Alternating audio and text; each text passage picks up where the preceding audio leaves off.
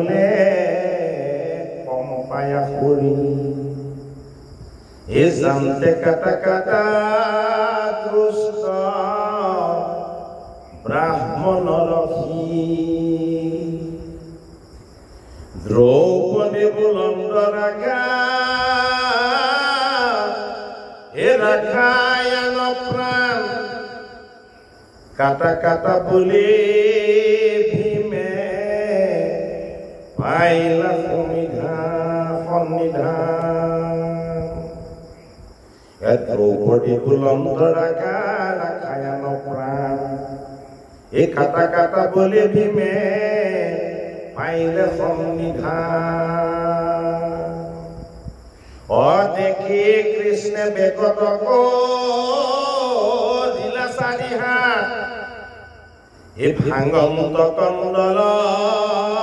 দৈৰু হিয়েৰা উতপা গুৰু হাতে তুই শুনিবাৰি লাজতো নাই ভুলিলা বচন পাছে অৰ্জুন কছা দ্ৰৌপদীৰ বচন কি মতে পৰে ৰক্ষা কোন বুদ্ধি ৰাখিবা ভি মোৰ এইটো কথা ভুলিলা কাটিব শিৰ আপুনি পূৰ্ব তিনি তত্ত্ব ৰক্ষা বাবে পৰে কেন মিলিল সংকট সখী চিন্তি উপায় যুধিষ্ঠিৰ ৰাজা ৰব জীৱাই অভিপ্ৰায় মনে গুণি ধনঞ্জয় পাইলাই উপদেশ চূড়ামণি কহি ডেকা দিলা তাৰকী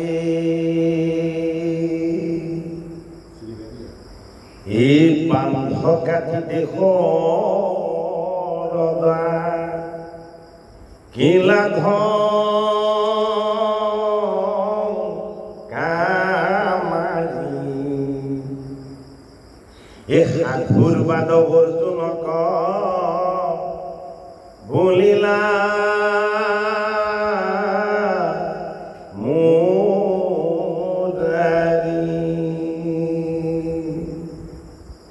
মুণ্ড মুণ্ডি সৰ্বস্বক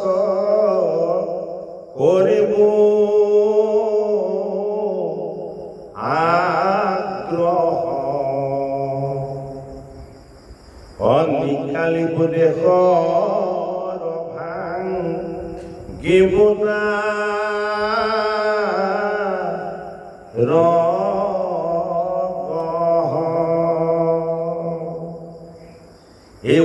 সমতিজৰ বধ এইহে বিহিত জানিলা ধৰ্মৰো ভয় লাগি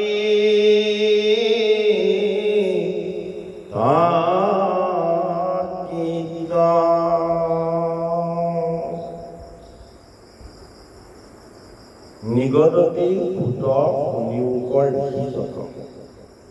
অৰ্থাৎ নৈমিষ ক্ষেত্ৰত পুতমুনিয়ে 28 সহস্ৰ লিখি সম্বোধন কৰি এই পৰম পবিত্ৰ ভাগৱত কথা লিখি সমস্ত কৰিছে উগ্ৰসভা বা পুতমুনি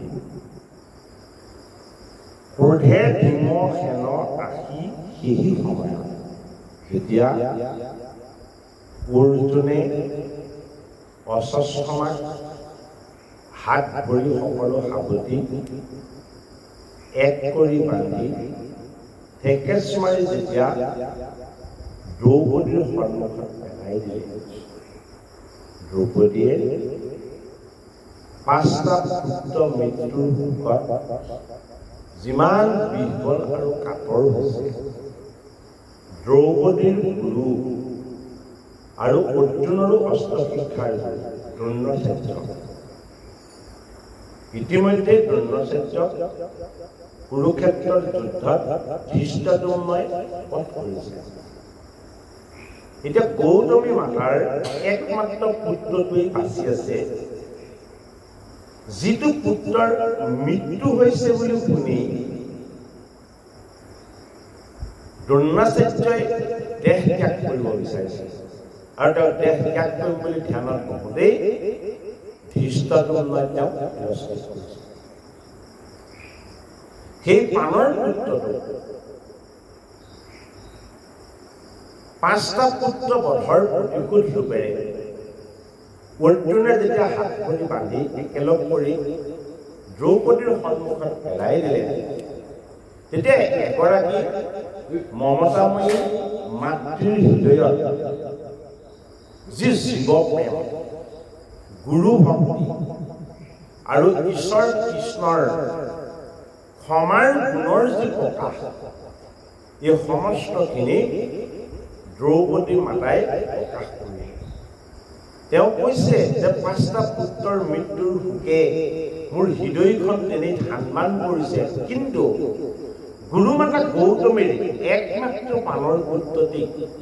এনে দুৰৱস্থা কৰাৰ দৃশ্য চাবলৈ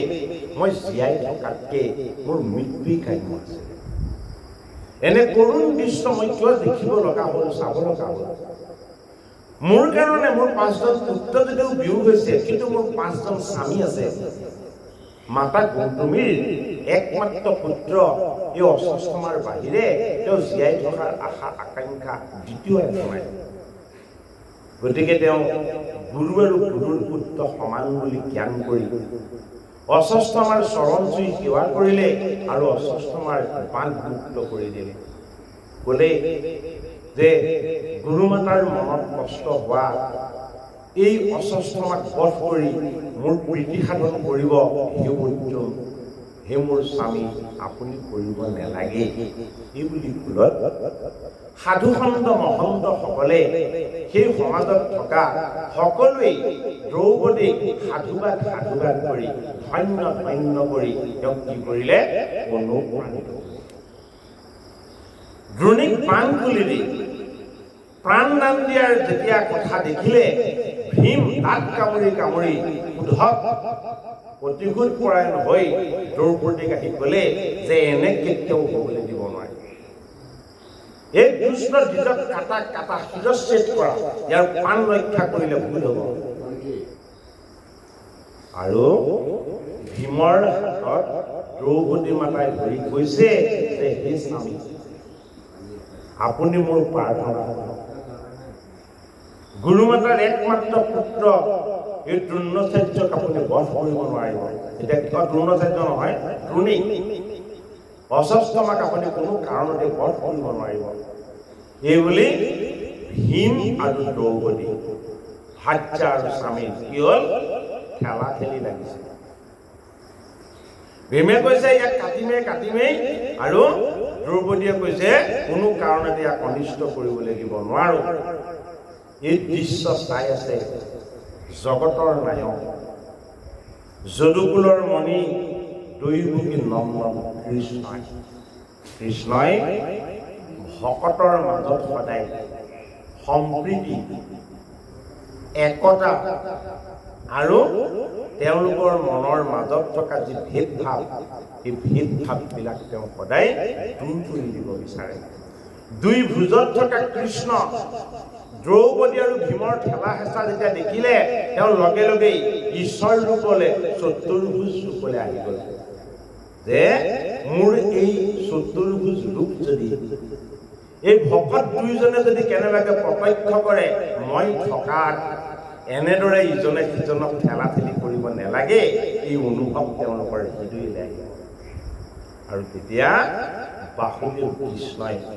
চতুৰ্ভুজ ৰূপেৰে দুখন হাতেৰে দ্ৰৌপদীক দুখন হাতেৰে ভীমসেনক দুইজনকে আঁতৰাই ক'লে যে তোমালোকৰ পিতৃৰ দৰে পূজনীয় ইয়াত ধৰ্মৰাজ যুধিষ্ঠিৰ আছে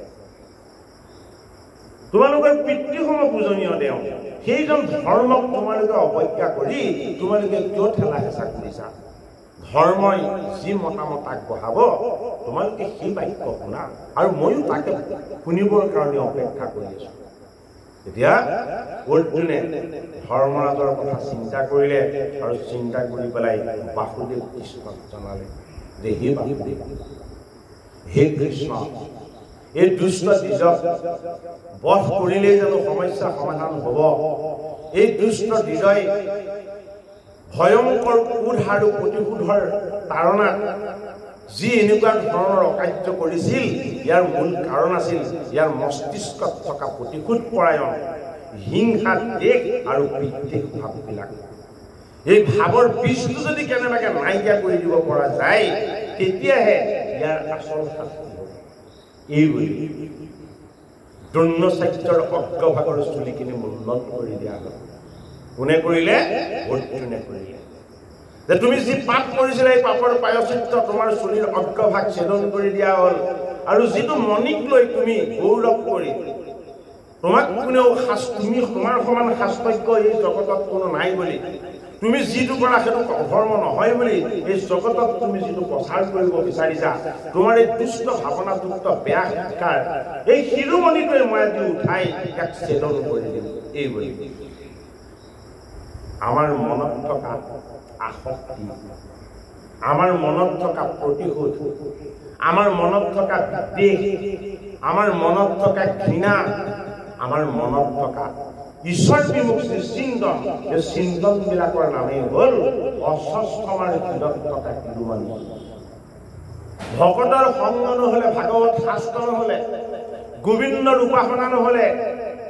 যিদৰে অস্বস্থমাৰ হৃদয়ত এই দুষ্ট ভাৱনাৰ শিৰোমণিটো সদায় জিলিকি আছে আমাৰ হৃদয়তো এই দুষ্ট ভাৱনাযুক্ত ভক্তিহীন অজ্ঞান অবিদ্যাৰ শিৰোমণিটো সদায় জিলিকি থাকিব অৰ্জুন ভগৱান কৃষ্ণক শৰণাপন্ন শুদ্ধ জীৱই সৎ কৰ্ম কৰে তাক প্ৰতিষ্ঠা কৰিবৰ কাৰণেই অস্বস্থমাৰ শিৰোমণিটো ছেদন কৰি দিয়া ভাগৱতৰ প্ৰথম মনুষ্যৰ লগত থকা প্ৰতিশোধ পৰায়ণ ভাৱ হিংসা ভাৱ বিদ্বেষ ভাৱ জেদ ভাৱ ফল স্বভাৱ এই বেয়া বস্তুবিলাকক আমাৰ পৰা কিহে আঁতৰ কৰিব আমাৰ মস্তিষ্কত থকা স্মৃতিত থকা ঈশ্বৰ শক্তি ভক্তি ভাৱনা দয়া ক্ষমা প্ৰেম আৰু কৰুণা এই সমস্ত গুণবিলাকৰ এই প্ৰতীক ৰূপ ক্ষমাৰ আধাৰ ৰূপ বাসুদেৱ কৃষ্ণ আৰু এই কৃষ্ণৰে একান্ত ভকত কৃষ্ণ যাৰ নাম হ'ল দ্ৰৌপদী এইটো কাৰণে দ্ৰৌপদীয়ে গুৰুৰ পুত্ৰ বুলি গুৰুৰ তুল্য বুলি এই নিজক বধ কৰিব নালাগে এগৰাকী মাতৃয়ে 5টা পুত্ৰ হেৰুৱাই যিটো সুখ পাইছো গৌতমীও এগৰাকী মাতৃ সেইগৰাকী মাতৃয়েও এই পুত্ৰটো যদি হেৰুৱাব লগা হয় তেওঁ সেই হৃদয়ত একেই পাব মই কোৱা সুখ গুৰু মাতাই কেতিয়াও পাব নালাগে ভাগৱতৰ প্ৰথম স্কন্ধ ক্ষমাৰ মূৰ্তি হৈ কৰুণাৰ মূৰ্তি হৈ প্ৰতিশোধক পৰিত্যাগ কৰা এগৰাকী দেৱী হৈ সমস্ত সাধু সন্তজনেই দ্ৰৌপদী সাধুবাদ কৰিলে যে তুমি যি কৰিছা ভাল কৰিছা ধৰ্মৰাজেনো কি মত দিব বুলি অৰ্জুনে ধৰ্মবোধৰ ভাৱনাৰে হৃদয়ত বাসুদেৱ কৃষ্ণক উপাসনা কৰিলে আৰু তেওঁ হৃদয় মন্দিৰৰ পৰাই তেওঁ আজ্ঞা পালে যে মোৰ জ্যেষ্ঠ যিজন দাদা ধৰ্মৰাজ যিজন সদায় ধৰ্মৰ পক্ষত থাকে অধৰ্ম আৰু অন্যায়ৰ পক্ষত কোনো কাৰণত কেতিয়াও নাযায় সেইজন ধৰ্মৰাজে দ্ৰোণীৰ শিৰচ্ছেদ কৰিম বুলি মই যি প্ৰতিজ্ঞা কৰিছিলো এই প্ৰতিজ্ঞা ৰক্ষা কৰাৰ মোক এটা বুদ্ধি দিছে আৰু বাসুদেৱ কৃষ্ণই মোৰ মনত এটা সৎ ভাৱনা দিছে বোলে কি ইয়াৰ শিৰোমণি ছেদন আৰু শিৰৰ চুলিৰ অগ্ৰভাগৰ যদি ছেদন কৰি দিয়া হয় তেতিয়াহ'লে ইয়াক প্ৰাণনাশতকৈ বেছি ডাঙৰ শাস্তি দিয়া হ'ব অৰ্থাৎ সন্মান হানি সৌন্দৰ্য হানি প্ৰতিষ্ঠা হানি এই গোটেইখিনি হানি কৰি দিয়াটো আত্মহননতকৈ ডাঙৰ শাস্তি ভাগৱতত আমাক শিক্ষা দেখাইছে ব্যক্তিৰ মৃত্যুতেই সমস্তখিনি শেষ হৈ নাযায় এজন ব্যক্তিক বেয়াৰ পৰা ভাললৈ ভক্তিহীনতাৰ পৰা ভক্তিৰ পথলৈ অশুদ্ধৰ পৰা শুদ্ধ বাতাবৰণলৈ যেতিয়ালৈকে আনি তেওঁক শুদ্ধ কৰি ল'ব পৰা নাযাব তেতিয়ালৈকে জগতৰ হিত কুশল আৰু মংগল কেতিয়াও সাধন নহয় ভাগৱতৰ প্ৰথম স্কন্ধ আমাৰ লগতেই থকা প্ৰতিশোধ পৰায়ণ বেয়া স্বভাৱ বেয়া চিন্তা বেয়া ভাৱনা আনৰ প্ৰতি বিদ্বেষ এই বস্তুবিলাকক আমি অস্বস্থমাৰ শিৰোমণিটো ছেদন কৰি দিয়াৰ নিচিনাকে হৰিৰ ভক্তি সাধুৰ সং দৈৱকী নন্দন কৃষ্ণৰ একান্ত উপাসনা ভগৱন্তৰ চৰণত কায় বাক্য মন এক কৰি একান্ত শৰণ ধৰ্মৰাজৰ ধৰ্মবোধ ঈশ্বৰ কৃষ্ণৰ পবিত্ৰতা অৰ্জুনৰ ঈশ্বৰ কৃষ্ণৰ একান্ত শৰণ আৰু মাতা দ্ৰৌপদী তেওঁ গুৰু মাতৃৰ প্ৰতি যি একান্ত ভক্তি এই ভক্তি কৃষ্ণ ভক্তিতকৈ কোনো গুণে কম নহয় অৰ্থাৎ ভকতিৰ বিচাৰেহে জীৱক মুক্ত কৰিব পাৰে ভাগৱতৰ প্ৰথম স্কন্ধত আমাক যুধিষ্ঠিৰৰ ৰাজাৰ বুজিবা অভিপ্ৰায় মিলিল সংকট আহি চিন্তিও উপায় কাৰ মনত সংকট আহি গ'ল অৰ্জুনৰ মনত সংকট আহি গ'ল এফালে মোৰ প্ৰতিজ্ঞা ৰক্ষা হ'ব লাগিব অন্যফালে ইয়াৰ প্ৰাণ ৰক্ষা হ'ব লাগিব এই দুইটা কাম কেনেকৈ সম্ভৱ দুইটা কামেই সম্ভৱ হৈ গ'ল যে শিৰোমণি ছেদ কৰি অগ্ৰভাগ কাটি দিয়া পাণ নাকৰ সমতুল্য আৰু তাক বধ নকৰাকৈ খেদি দিয়া দ্ৰৌপদীৰ ইচ্ছাৰ দুইটা কাম সম্পন্ন হ'ল কিয় এনে ধৰণৰ সংকটৰ সময়ত ভকতক ৰক্ষা কৰিবৰ কাৰণে যদিও ভগৱান কৃষ্ণ তাত বিৰাজমান হৈ আছে সমস্ত সমস্যাৰ সমাধান কৰিবৰ কাৰণে পাণ্ডৱ পক্ষত আহি দেখা দিয়া সংকটবিলাকক সংকটমুক্ত কৰি দিবৰ কাৰণে সেই সময়ত বাসুদেৱ কৃষ্ণই দ্ৰৌপদী আৰু ভীমৰ আগত চতুৰ্ভুজ ৰূপত প্ৰকট হৈ দিলে শংখ চক্ৰ গদা পদ্ম এই চতুৰ্ভুজ ৰূপৰ মহিমা ভগৱন্ত কৃষ্ণৰ সাক্ষাতৰ যি মহিমা এই মহিমাক বিকট কৰি সমাধান কৰিব নোৱাৰা এটা ডাঙৰ সমস্যাও ভাগৱতৰ প্ৰথম স্কন্ধত কৃষ্ণৰ কৃপাত যেন সমাধান কৰি দেখুৱালে ঋষি সমস্যা নৈমিষ ক্ষেত্ৰত উগ্ৰসুবাসুতে এই বিচাৰবোধক জাগ্ৰত কৰি তেওঁলোকক জনাব বিচাৰিছে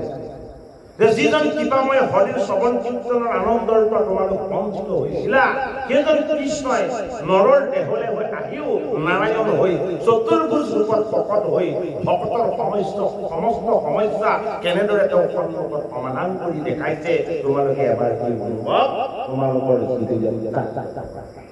সেইটো কাৰণে এই পাঠে আমাৰ হৃদয়টো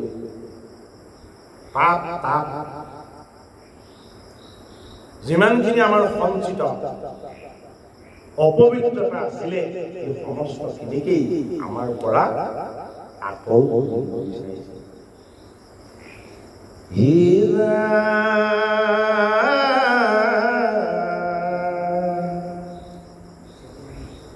এই সাধু সাধু বুলি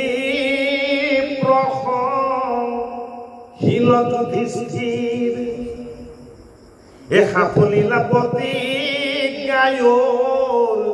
জুন মহাবীৰ সাধু সাধু বুলি প্ৰশংসা কৰিলে কাক যুধিষ্ঠিৰ কিয় কৰিলে ধৰ্মই ভাতৃ অৰ্জুনক ধৰ্মবোধ দিছে ধৰ্মবোধ মানে যিটো বোধক ধাৰণ কৰিলে জীৱৰ কেতিয়াও স্খলন নহয় যিটো বোধক ধাৰণ কৰিলে জীৱৰ কেতিয়াও পাপ নহয় যিটো বোধক ধাৰণ কৰিলে ভগৱান কৃষ্ণৰ ধৰ্ম ৰক্ষা হয় এই বোধটো কাৰ লগত আছে এই বোধটো আছে ধৰ্মৰাজ যুধিষ্ঠিৰৰ লগত যিজন যুদ্ধকালীন সংকট বিপদ আপদৰ সময়তো কোনোদিন অস্থিৰ হোৱা নাই যিজন সদায় স্থিৰ হৈ থাকে কিয় তেওঁ সদায় ধৰ্মৰ পথত তেওঁ কেতিয়াও অধৰ্ম আৰু অন্যায়ৰ উপদেশ কাকো নিদিয়ে সেই শুদ্ধ ধৰ্মমত তেওঁ আগবঢ়ালে আৰু সমস্তজনে ধৰ্মৰাজৰ সেই শুদ্ধ উপদেশৰ কাৰণে সাধু সাধু বুলি ধন্য ধন্য বুলি ধৰ্মৰাজক অনুপ্ৰাণিত কৰিলে হে ৰাম এহিমতে অৰ্জুনক প্ৰশংসিত হিত এ যুদ্ধ যিনি পাঞ্চ ভাই এ ভৈৰক্ষিত কীত এ পৰম আনন্দ মনে মাধৱত হিত এ গোবিন্দে পুৰিলা পাণ্ড বৰ মনোনীত মৃত কৰো কৰি পাছে জলাঞ্জলি এ থাকিলা হস্তিনাপুৰে পাঞ্চু মহাবলী যিসকলৰ মৃত্যু হ'ল মৃত্যুসকলৰ সংস্কাৰৰ কামখিনি শাস্ত্ৰসন্মতভাৱে পঞ্চ পাণ্ডৱে কৰি তেওঁলোক হস্তিনাপুৰতেই বঞ্চিলে এ পাশৰ বিতান্দয়াবে শুনা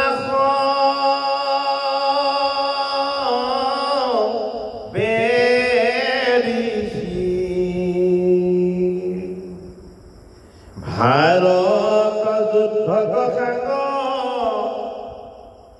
কৰিয়া হৰিহি যুদ্ধখনত পাণ্ডৱৰ জয় হ'ল তাতেই যুদ্ধৰ পৰিণাম কি হইল ভগৱান কৃষ্ণই তেওঁ পৰম ভকত এই পঞ্চ পাণ্ডৱ তেওঁ যেন চৰণৰ ছত্ৰ ছায়াত ইমান নিৰাপদ কৰি ৰাখিব বিচাৰিছে যে ইমানখিনি কৌৰৱ বধ হ'ল ইমান মহিলা বিধৱা হ'ল বহুত মাতৃ পুত্ৰ হাৰা হ'ল তেওঁলোকৰ বংশৰে মাতা গান্ধাৰীৰ 61 পুত্ৰ মৃত্যু হ'ল যদি কেনেবাকে পঞ্চ পাণ্ডৱে এই 100টা পুত্ৰ বধ কৰিলে বুলি যদিহে গান্ধাৰীয়ে পঞ্চ পাণ্ডৱক অভিসম্পাত দি কৃষ্ণৰ ভকতৰ কিমান ডাঙৰ সংকট এই কথা চিন্তা কৰিয়েই যুদ্ধৰ শেষ হ'ল পৰিণামৰ কিন্তু সমাপ্তি নোহোৱালৈকে বাসুদেৱ কৃষ্ণই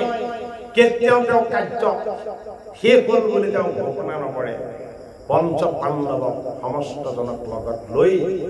ধৃতৰাষ্ট্ৰ আৰু গান্ধাৰীৰ ধৰ্মৰাজ যুধিষ্ঠিৰে গৈ ধৃতৰাষ্ট্ৰ আৰু গান্ধাৰীৰ চৰণ চুই সেৱা কৰিছে যে আমি আপোনাৰ খবৰে পুত্ৰ আমি জীয়াই থকা অৱস্থাত আপোনালোকৰ একো কম অনুভৱ নহয় আৰু হে পিতৃ ধৃতৰাষ্ট্ৰ যুদ্ধত জয় হোৱাৰ বাবে যদিও মোক এতিয়া কৃষ্ণই এই ৰাজ্যৰ ৰজা হ'বলৈ কৈছে যদিহে আপোনাৰ আজ্ঞা নহয় যদিহে মোৰ গান্ধাৰী মাতাৰ আশীৰ্বাদ নহয় তেতিয়াহ'লে মই এই ৰাজমুকুট পৰিধান নকৰোঁ বিচাৰটো চাওক 100টা পুত্ৰ মৰি 100খন চিতা বুকুত জ্বলি থকা এগৰাকী মাতৃ ধৰ্মৰাজ যুধিষ্ঠিৰৰ ধৰ্ম চেতনাৰ জাগ্ৰত ৰূপটো প্ৰকট কৰি দেখুৱাবৰ কাৰণে কি কৰা হ'ল ধৃতৰাষ্ট্ৰই গোটেই জীৱনটো পাণ্ডৱক হিংসা কৰিলে গান্ধাৰীয়ে পাণ্ডৱক হিংসা কৰা দেখি থাকিলে অথচ নেদেখাৰ ভাও ধৰি থাকিলে ইমানখিনি হৈ যোৱাৰ পাছতো পঞ্চ পাণ্ডৱৰ মনত গান্ধাৰীৰ প্ৰতি মাতৃৰ মমতা ধৃতৰাষ্ট্ৰৰ প্ৰতি পিতৃ গুৰুৰূপৰ যি ভক্তি এই ভক্তি ভাবি সদায় থাকি গ'ল বাসুদেৱ কৃষ্ণই ধৰ্মপুত্ৰক মুকুটটো এই বংশৰ আটাইতকৈ বয়োজ্যেষ্ঠ পিতৃস্বৰূপ গুৰু ধৃতৰাষ্ট্ৰই পিন্ধাব লাগিব বুলি যেতিয়াই কৃষ্ণই ঘোষণা কৰিলে তেতিয়া মাতৃ গান্ধাৰীয়ে কপি কপি কপি কপি বাসুদেৱ কৃষ্ণৰ ফালে আঙুলি ধুৱাই তেওঁ বাক্য ৰাখিবলৈ ল'লে হে কৃষ্ণ তুমি এই জগতৰ নায়ক তুমি এই জগতৰ ঈশ্বৰ তুমি এই ধৰ্মৰ ৰক্ষক তুমি মোৰ 100টা পুত্ৰৰ হৃদয়ত তুমি কিয় সদায় বেয়া ভাৱ দিছিলা তুমি পঞ্চ পাণ্ডৱৰ হৃদয়ত তুমি কিয় সদায় ভাল ভাৱ দিছিলা মোৰ 100 পুত্ৰক তুমি কিয় অন্যায় কৰিলা আনে ক্ষমা কৰিলেও মই তোমাক আজি কেতিয়াও ক্ষমা কৰিব নোৱাৰো যি অভিশাপ গান্ধাৰী মাতাই পঞ্চ পাণ্ডৱক দিলেহেঁতেন তোমালোক মোৰ পুত্ৰৰ দৰে ইয়াতে নিষেধ হৈ যোৱা বুলি অভিসম্পাত দিলেহেঁতেন এই অভিসম্পাতৰ ভাগ বাসুদেৱ কৃষ্ণই নিজে শিৰ পাতি লৈ এই পঞ্চ পাণ্ডৱক ৰক্ষা কৰিলে গান্ধাৰী মাতাই নহ'লে অভিশাপ পঞ্চ পাণ্ডৱক দিলেহেঁতেন শ্যাম সুন্দৰ কৃষ্ণই হাঁহি হাঁহি এই জগতৰ যিমান অভিশাপ আছে সকলো অভিশাপ এই পৰম বুলি গান্ধাৰী মাতাক ক'লে এগৰাকী মাতৃৰ আশীৰ্বাদ আৰু এগৰাকী মাতৃৰ অভিশাপ মোৰ কৃষ্ণৰ কাৰণে সমতুল্য হে মাতৃ তুমি যি অভিশাপ দিবা মই তোমাৰ আশীৰ্বাদ বুলি মই মোৰ হৃদয়ত ধাৰণ কৰিম যিহেতু যুদ্ধখনৰ সমাপ্তি এটা ডাঙৰ সিদ্ধান্তৰ দ্বাৰা হ'ব বিচাৰিছে 11 ঐক্যহীন কৌৰৱ আৰু 7 ঐক্যহীন পাণ্ডৱ 18 ঐক্যহীন সেনাই সেই যুদ্ধ ক্ষেত্ৰত নিহত হ'ল তথাপিতো যুদ্ধৰ ভয়ংকৰ এক পৰিণাম তাৰ পাছত থাকি গ'ল বোলে কি মোৰ যদুকুলত লক্ষ্য শক্তি যদুকুলৰ পদাতে কৃষ্ণৰ অনন্ত বিদ্যাত জন্ম লোৱা প্ৰত্যেকজন প্ৰজাই কৃষ্ণৰ দৰে শক্তিমন্ত, ৰামৰ দৰে শক্তিমন্ত। যুদ্ধ সমাপ্ত হ'ল, মোৰ লীলাৰো অন্ত হ'বৰ হ'ল। এই সকলক যদি মই লগতে সংহাৰ কৰি যাব নোৱাৰো, তেতিয়াহ'লে মোৰ লীলাৰ কেতিয়াও পৰিপূৰ্ণ ৰূপ নল'ব। গতিকে এই অভিশাপটো ভগৱান কৃষ্ণই তেওঁৰ জীৱনৰ বৰ ৰূপত কৰিলে যে কোনো অস্ত্ৰ শক্তিৰ আৰু এতিয়া প্ৰয়োজন নাই। মাতৃ গান্ধাৰীৰ বাক্য শক্তিৰ দ্বাৰাই মোৰ গোটেই কুলটো ধ্বংস হ'ব। যিদৰে তুমি থকা স্বত্বেও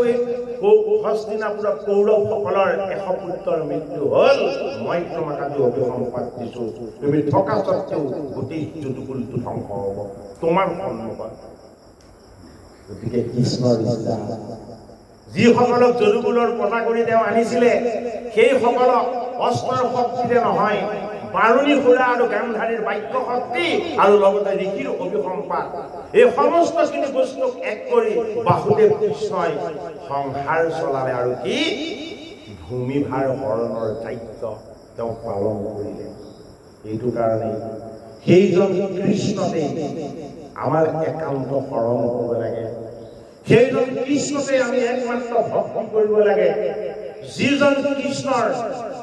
গুণ দোষ আৰু লীলাৰ দ্বাৰা এই ভাৰত ভূমি পবিত্ৰ হ'ল, পাণ্ডৱসকল পুণ্যৰ গৰাকী হ'ল, আৰু মাতৃ গান্ধাৰীৰ হৃদয়ত জ্বলি থকা ত্ৰিপুৰা, ধৃতৰাষ্ট্ৰৰ মনৰ ভিতৰত পুহি ৰখা প্ৰতিশোধৰ ভাৱো এই কৃষ্ণক অভিসম্পাত দিয়াৰ লগে লগেই তেওঁলোকৰ হৃদয়ৰ পৰা আঁতৰ হৈ গ'ল। কিয়? সমস্ত জনৰ হৃদয় ময়েই শুদ্ধ কৰিব পাৰোঁ। যদি মোক স্তুতি কৰে হৃদয় শুদ্ধ হ'ব, যদি মোক যদি গালি পাৰে তেওঁ হৃদয় শুদ্ধ হ'ব, আৰু মোক যদি কেনেবাকে অভিসম্পাতো দিয়ে তেতিয়াহ'লে মোৰ পৰা সদায় পুণ্যৰ ভাগে পাব। ভগৱান কৃষ্ণৰ ভক্তি মহিমা, কৃষ্ণৰ স্মৰণ মানেই পুণ্যৰ ভাগ। এই কথাকে ঋষিসকল নৈমিষ ক্ষেত্ৰত উৰ্গচুবাসুতে ভগৱন্ত কৃষ্ণৰ গুণ দোষ আৰু লীলাৰ তত্ত্বৰ কথা কৈ সহস্ৰ বছৰ যজ্ঞ কৰি তেওঁলোকে যি পুণ্যৰ ভাগ লাভ কৰিব পৰা নাছিলে, ভগৱান কৃষ্ণৰ এই গুণ দোষ আৰু লীলাৰ কথা শ্ৰৱণ কৰি ঋষিসকলৰ চকুৱেদি ভক্তিৰ গংগা বোৱাই তুলিছে। কোনে?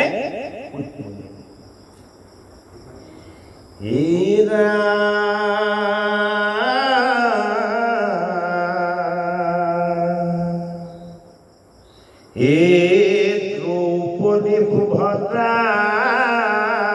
কুন্তি সবাকো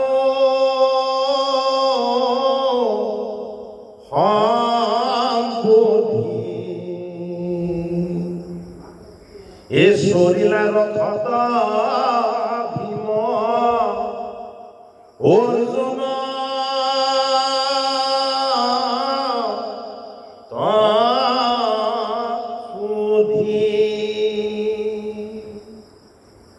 হে কৃষ্ণ ৰবি উগ দুখ নসহ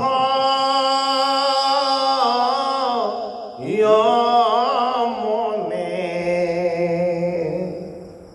এ পাঞ্চু ভাই সংগে জান্ত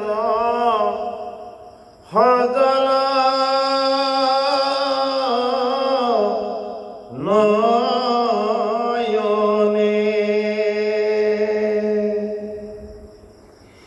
এমনি কমেলিলা লাঞ্জ কাটিছে নবাঘ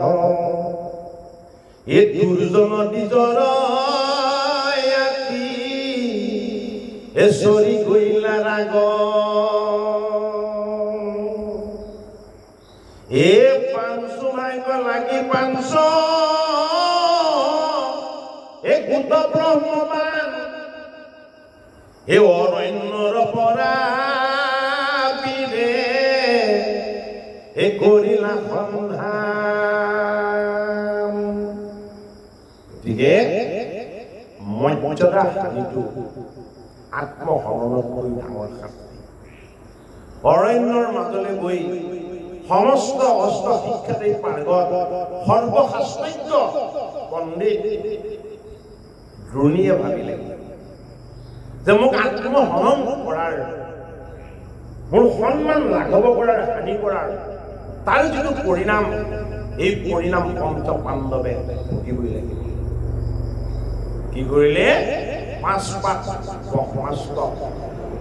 5জন পাণ্ডৱক বধ কৰিবৰ কাৰণে তেওঁ অৰণ্যৰ পৰা এৰি দিলে তেতিয়ালৈকে কৃষ্ণ পাণ্ডৱৰ লগত আছে অন্তৰ্যামী কৃষ্ণই জানে ইয়াৰ পাছৰ পৰিঘটনাখিনি কি হ'ব সেইটো কাৰণে কৃষ্ণই পাণ্ডৱক এৰি গুচি যোৱা নাই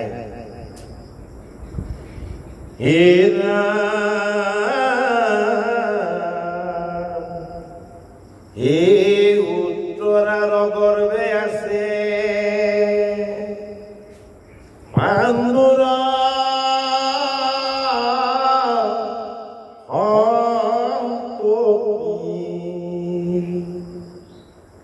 এ হানি লাগোতে ব্ৰহ্ম অস্ত্ৰতা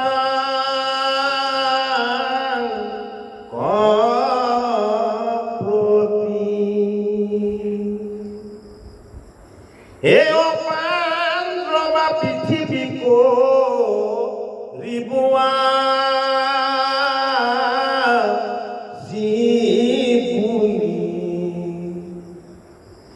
এই আকস্মিক পাঞ্চু ভাই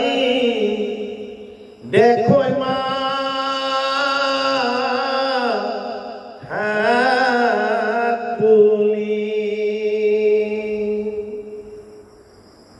অগ্নি সমলোহা পাঞ্চ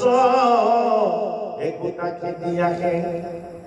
এ ধৰিলন্ত ধনৰ মান পাঞ্চ মহাত্ৰাসে এ দেখিকে বিলন্ত চক্ৰ এ কৃষ্ণে আতি ৰাগি এ ভস্ম ভৈৰৱ মাস্ত্ৰ কৰতে লাগি কৃষ্ণই লওঁতে অভিশাপ কৰিলে কাৰ পৰা গান্ধাৰী মাতাৰ পৰা আৰু দিওঁতে কি দিলে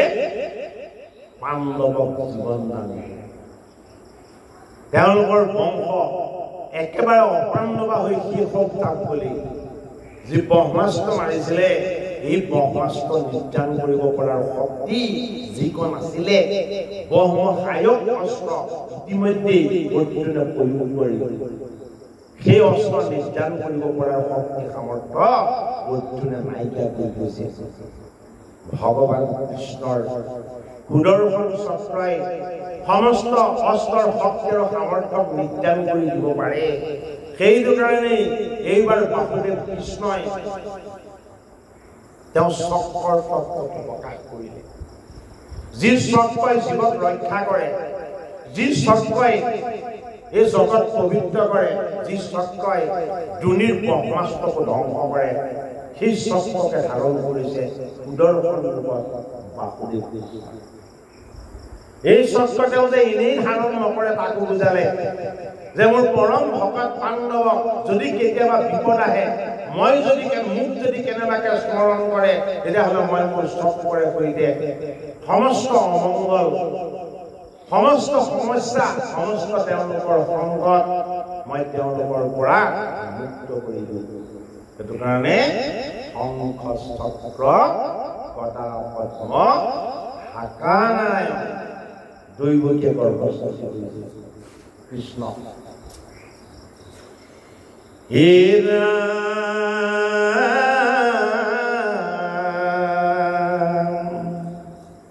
এই উত্তৰা দেখন্ত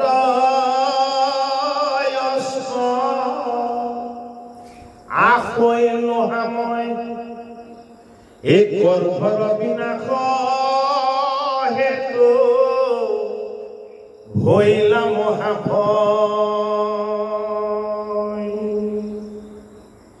দিলং তলবৰৱাতি এ বিহ্বল স্বভাৱে এ ত্ৰাহি কৃষ্ণ কৃষ্ণ বুলি এ পৰিলন্ত পাৱে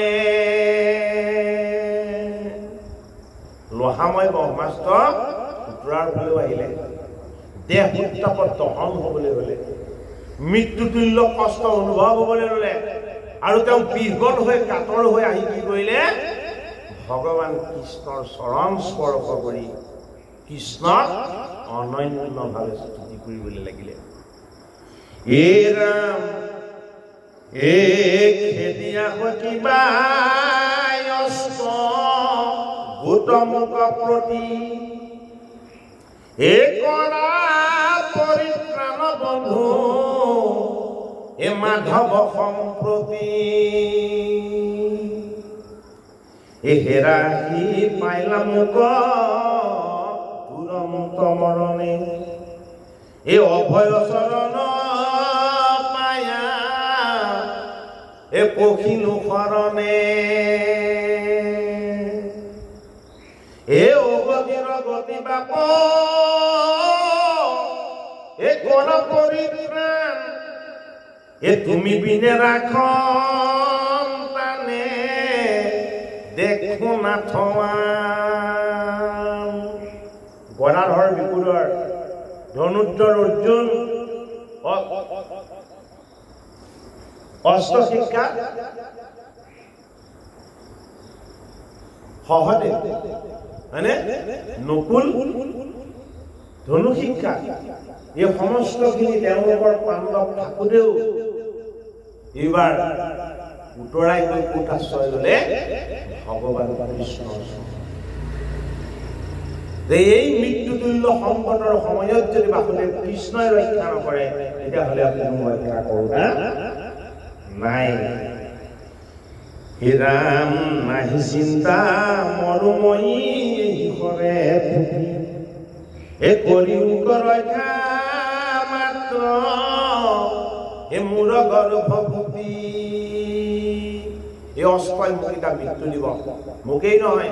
মোৰ গৰ্ভত থকা মোৰ সন্তানটোকো মৃত্যু দিব। হে বাসুদেৱ হে কৃষ্ণ মোকতো ৰক্ষা কৰাই মোৰ গৰ্ভকো ৰক্ষা কৰা এই বুলি কান্ত কৃষ্ণৰ পাৱা চুই এ গৰ্ভত লাগিল গয়া এ ব্ৰহ্মাস্তৰ জুই এ দেখিয়াতে বেথে তাক নাথ এ কটা ধৰি উদৰত হৈলম তপবে উৎপবে হ'ল এগৰাকী মাতৃয়ে যদি তেওঁৰ বিপদৰ সময়ত ভগৱান কৃষ্ণক স্মৰণ কৰে ভগৱান কৃষ্ণৰ চৰণ স্পৰ্শ কৰিছোঁ বুলি যদি হৃদয় অনুভৱ কৰে তেতিয়াহ'লে কৃষ্ণৰ আটাইতকৈ শক্তিমন্ত এক কষ্ট হ'ল গদা। এই গদা ধৰি তেওঁ কি হৈ গ'ল গদাধৰ মাতৃৰ গৰ্ভত পৰি গ'ল। ডাঙৰ কথা মাতৃৰ গৰ্ভত যিটো শিশু মৃতপ্ৰায় হৈ গ'ল যে এই জীৱটোক যেতিয়া ৰক্ষা কৰিবৰ কাৰণে যেতিয়া মোক মাতৃগৰাকীয়ে স্তুতি কৰিছে গতিকে মই তাক কিবা আধৰুৱা নকৰোঁ যিহেতু সি জন্ম হোৱাৰ পাছত মোক দেখা নাপাব ই গৰ্ভত থাকোঁতে মোক দেখিব লাগিব। সেইটো কাৰণে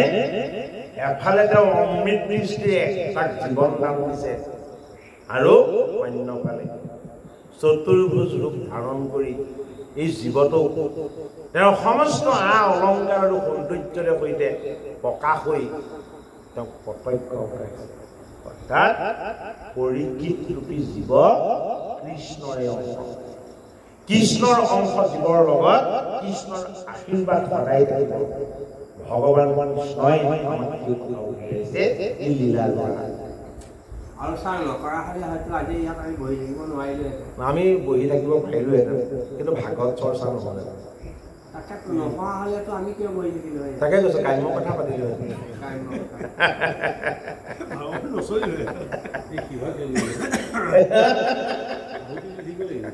আহুতি থাকিব লাগিলে তাকে এই ভাঙিল এ গদায়ে কোবাই অজিয়াই নন্দ শিশু কয়ম মৃত দৃষ্টি চাই গদাৰে কোবাই ব্ৰহ্মাস্ত্ৰক নিশেষ কৰি দিলে আৰু ব্ৰহ্মাস্ত্ৰৰ প্ৰহাৰত মৃত্যু হোৱা এই পৰীক্ষিত নামৰ জীৱটোলে জগতৰ হৰি দৈৱকী নন্দন কৃষ্ণই যাৰ কমল নেত্ৰ যাৰ ৰূপত্ৰী যিজনক সংসাৰৰ জগতৰ একো মায়া মোহ একো স্পৰ্শ কৰিব নোৱাৰে এই পদ্মসম পবিত্ৰ কৃষ্ণ সেই জীৱটিয়ে জীৱন পোৱাৰ পাছত আংগুষ্ট প্ৰমাণ ৰূপত গৰ্ভতে এই কথা ঋষি সমাজক শ্ৰৱণ কৰাইছে কিয়নো ঋষিসকলৰ কৃষ্ণ দৰ্শন হোৱা নাই কৃষ্ণ দৰ্শন কৃষ্ণই আহি দেখা দিলেও হ'ব কৃষ্ণ দৰ্শন যদি কৃষ্ণৰ অনন্য ৰূপ কোনোবাই বৰ্ণনা কৰি দিয়ে তেতিয়াও হ'ব সেইটো কাৰণে ঋষিসকলক কৃষ্ণৰ এতিয়া মানে তেওঁলোকৰ গুৰু ভগৱান হে ৰাম ভাঙিল ব্ৰহ্মাস্ত্ৰ গগনায়ে কোবাই অজিয়াই নন্দ শিশু কয়ম মৃত দৃষ্টি চাই হে পূৰ্ণ দশমাকে শিশু লোভিলে চেতন হে মহাপুৰুষক হে ভৈলা গৰিখন কেইমাহ পুৰ হৈ গ'ল কৃষ্ণ প্ৰৱেশ হোৱাৰ লগে লগে 10 মাহ পুৰ হৈ গ'ল অৰ্থাৎ ভগৱান কৃষ্ণই পৰিণতা ৰূপ দিলে আৰু কি কৰিলে হে জীৱ তুমি মোৰেই অংশ মোৰ যদি ৰূপ তোমাৰ দৰ্শন হয় তেতিয়াহ'লে তুমি ধন্য হ'লা কিয় তোমাক মই ধন্য কৰিছো তোমাৰ মাতৃয়ে তুমি গৰ্ভত থাকোতে মোৰ চৰণ স্পৰ্শ কৰি হে কেশৱ মোৰ আৰু মোৰ সন্তানক ৰক্ষা কৰা বুলি স্তুতি কৰিলে সেইটো কাৰণে মই আধৰুৱা কৃপা নকৰো মই কৃপাচাৰ্য নহয় মই কৃপাময় হওঁ সেইটো কাৰণে পূৰ্ণ কৃপা পৰিপূৰ্ণ কৃপা কোনে কৰিব পাৰে ভগৱান কৃষ্ণই কৰিব পাৰে হে ৰাম আংগুষ্ট প্ৰমাণতনো মহাসুকুমাৰ বসামতনো পিত বস্তে হে আমিদা তিস্কাৰ হে তৰিত জৰিত দেন নৱমে খণ্ড হে মকৰ কুণ্ডলে কান্তি হে প্ৰকাশিত গন্ধ